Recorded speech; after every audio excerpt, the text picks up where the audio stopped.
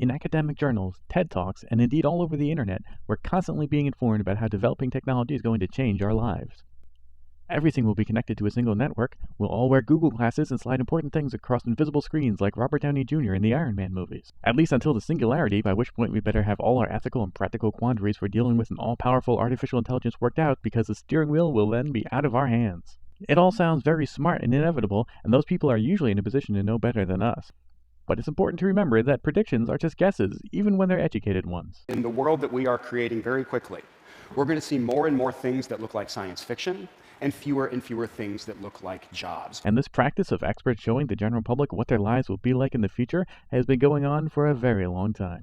This building, the Monsanto home of the future, proving grounds for plastics technology. Chicago's World Fair of 1933, informally referred to as the World of Tomorrow, introduced the American public to what they created as the House of the Future, including a landing pad for the average citizen's personal plane we were all certain to have. What a dream. Imagine how wonderful it would be to live in a house like this. Just imagine. I'd be getting dinner in this kitchen. And what a kitchen. If you want more light, press a button. Any intensity of light through polarized plastic ceiling panels. As we look to the future, we see many extras for tomorrow's telephone users. One day, you may be able to call home and automatically turn off the oven. Sounds fantastic, doesn't it?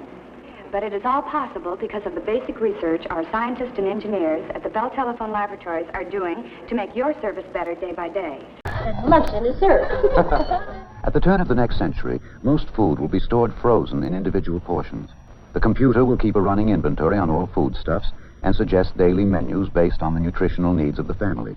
When the meal has been selected, the various portions are fed automatically into the microwave oven for a few seconds of thawing or warming. Meals in this kitchen of the future are programmed. The menu's given to the automatic chef by a typewriter or punched computer cards.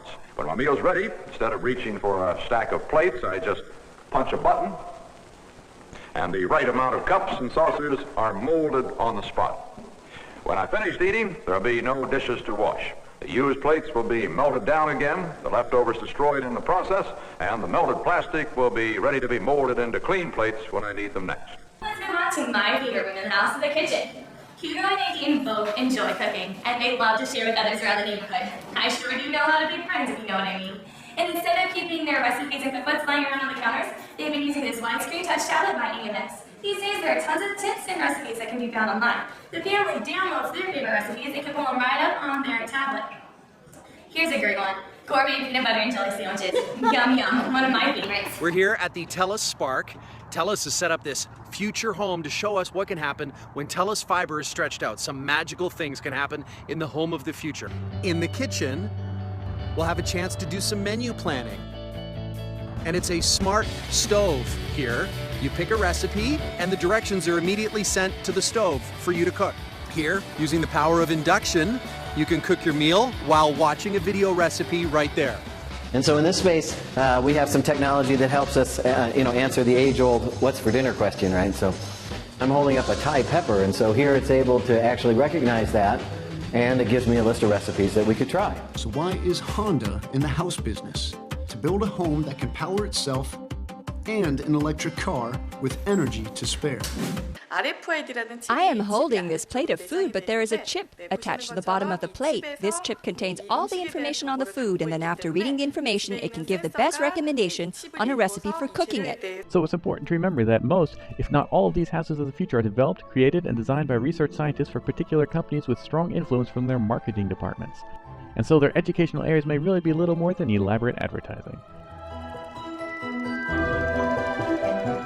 Yes, even most TED Talkers are representing their company and its interests in addition to their altruistic information sharing.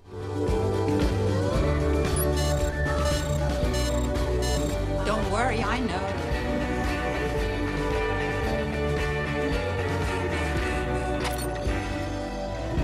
It's the kind of technology that is great to show off, but it's also the kind of tech that your average home could never really afford. So it's important to remember that while these predictions may be clever and possibly even correct, their track record for accuracy isn't exactly strong, and our future home lives may not be as set as anyone would have us believe.